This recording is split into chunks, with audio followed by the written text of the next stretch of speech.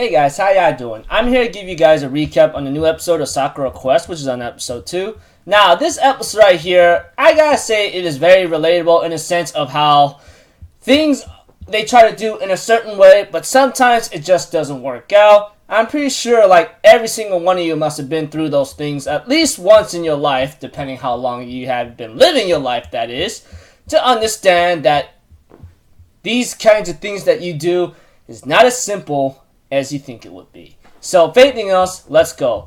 We have to it that our girl, what you may call it, the new queen, I believe. Oh, Koharu-chan. Apparently, she is told to to knowing that she's gonna go with the job, although she's trying to say otherwise, and she wants to go back to Tokyo. Although there's one problem though, when it comes to manjus and these other buns or something, we have to it that the old man actually ordered way too much, and he wants to order 1,000, which is pretty much overkill in a certain way, depending on the town or what it is, especially in a town like this. Those of you who've been at least watched episode 1 and kept up to date with episode 2, that selling these things is not as simple as you think. And they have less than 100,000 visitors, and they only have 30,000 visitors per year, which is really, really bad in a certain way, because it's like nothing more than a dang ghost town, honestly. Let's leave it at that. But the old man, Kadota, whatsoever, gave Koharu a deal. He will resign her 1-year contract if she could sell the 1,000 manju buns in 1 week's time. And she says she could do it, although she had to grab some help, and selling them is not as simple as she thought it would be. And that right there is the total fact.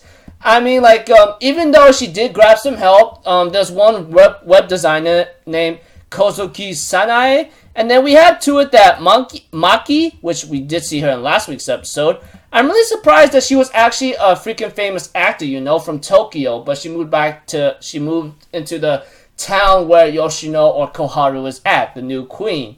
Of course, Sanae was also the one that worked in Tokyo too, and wasn't too happy over there.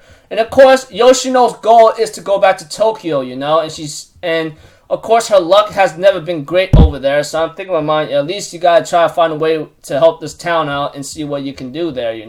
Don't try to bail out on them uneasily. Of course, Koharu applied to many jobs, of course, and not one single job offer, and that really sucks for her. Of course, Sanae actually knows that kind of feeling, and possibly Maki too. Of course, we get a little help from Ruriko, which is a new character we've seen in this episode, honestly. And, of course, when it comes to certain advertisements, the Sanae, Shiori-san had a little help out too, although it didn't come out so well. Because if I remember correctly, they only sold 3 boxes one day, and sold only 1 the other day, especially when it was after video and doing a web design, All these kinds of things to advertise for something to sell, all this kinds of advertisement to sell manju boxes or some kind of product it has not been working out in this episode. In 1 week past time, kinda came down, and it didn't go out so well, and that is something that's not great. Although, Yoshino will stay until, to see the sakura bloom trees or something, but I don't know. Seems like to me things are gonna get a little hectic for her, but yeah. So overall, when I looked at this episode, when it comes to advertisements and trying to sell something, I kind of been through that a bit before, but when it comes to advertising for something, sometimes it just doesn't work out. I remember doing a couple advertisements for my school, for example, when being part of a leadership class or possibly club, if anything, just to advertise for a local football game, and not a lot of people tend to go there. Although we still have a lot of people, but not enough to a point where I'm satisfied with it, And of course, when it comes to selling some stuff, you gotta advertise, tell them we're gonna be selling this. Come to the yard, go over there, go over that, go over here, go over there. I'm pretty sure all of us who is at least in high school, if you even reached that far or something, has at least went through some phases of selling a couple things and try to advertise for your product, especially for your club, whether it be a club or a town or something.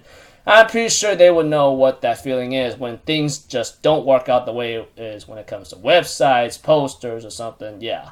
it's relatable because like you try to advertise and try to sell this number of products to someone, or food when it comes to food, games. I don't know what the thing is, but you try to sell something but it still doesn't work out.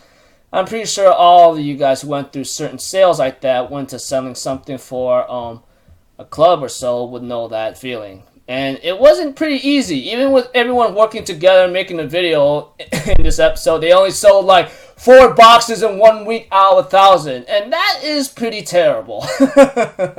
Especially when you're in a ghost town where less than 100,000 people, or should I say 30,000 people, show up to that town per year. And yeah, pretty terrifying. So overall, pretty cool episode. I look forward to the next one, see what's next, you know. So until then, I'll see you guys in my next video. So I'm Alpha Zero. Have a good day, and I'll see you guys next time, alright? Peace out. Bye-bye.